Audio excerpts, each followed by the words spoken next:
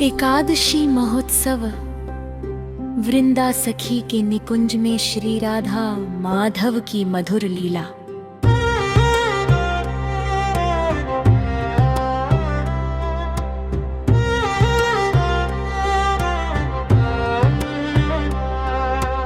आज वृंदावन में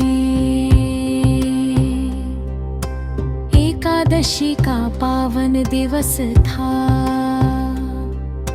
संपूर्ण धाम में एक अद्भुत पवित्रता और प्रेम की तरंगे उठ रही थी।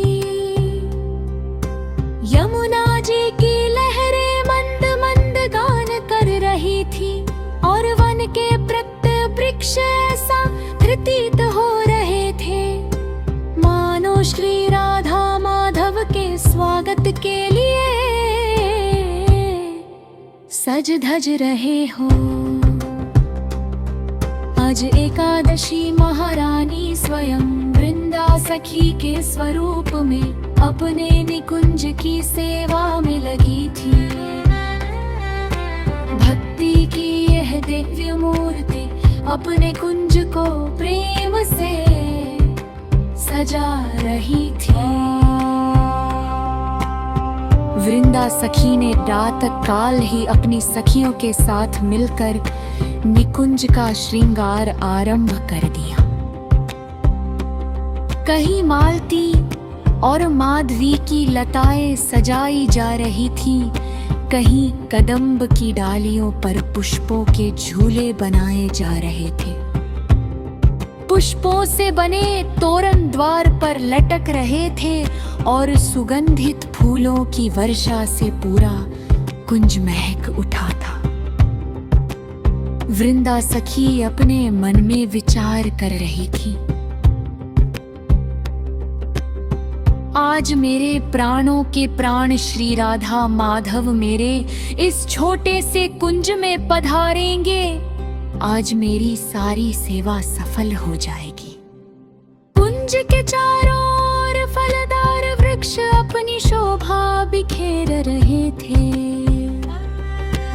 आम जामुन कदम्ब बेर नारियल और अनेक मधुर फलों से वृक्ष झुक गए थे मानो स्वयं श्री जी और श्याम सुंदर के चरणों में अपना फल अर्पित करना चाहते हो। वृंदा सखी ने प्रेम से उन वृक्षों से फल चुने। कोई फल हाथ में लेकर वो देखती और कहती,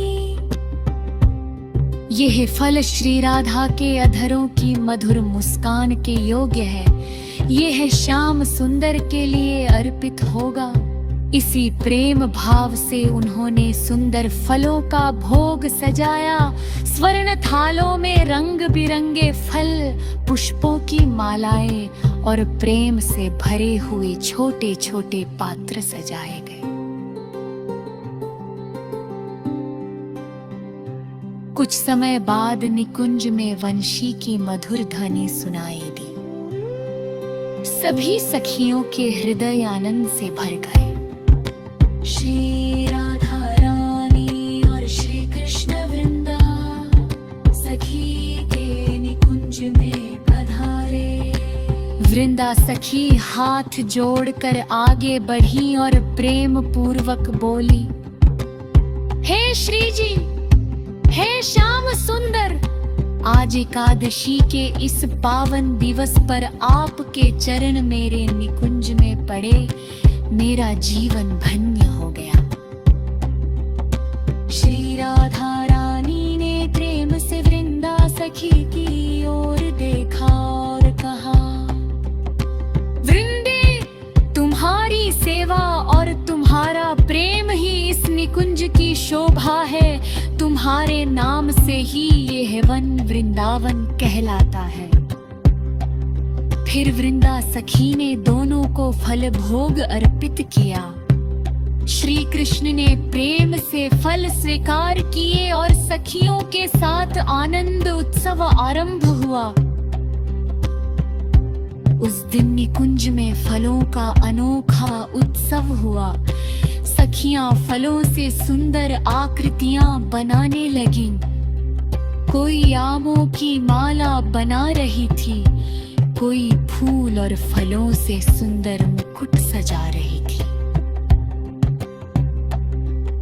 श्री कृष्ण सखियों के साथ फल छिपाने का खेल खेलने लगे और श्री राधा रानी अपनी सखियों के साथ मधुर हास विनोद करने लगी। वृंदा सखी के मन में एक ही मनोरथ था, मेरे निकुंज में सदा श्री राधा माधव का प्रेम उत्सव चलता रहे। हर जीव के हृदय में भक्ति का पुष्प खिले और वह इन चरणों की सेवा का अधिकारी बने।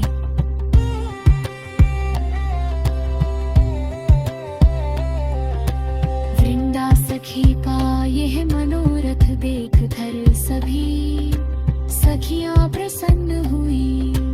पूरा निकुंज राधे राधे की ध्वनि से गूंज उठा। उस दिन एकादशी महारानी का वास्तविक वैभव प्रकट हुआ।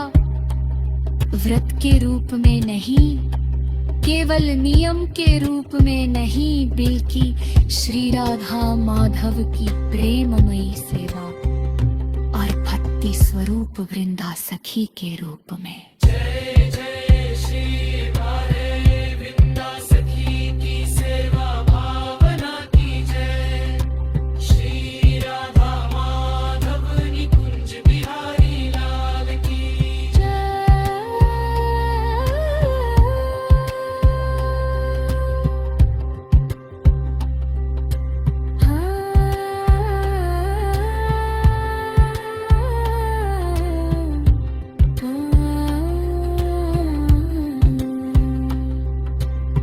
जय जय श्री राधे।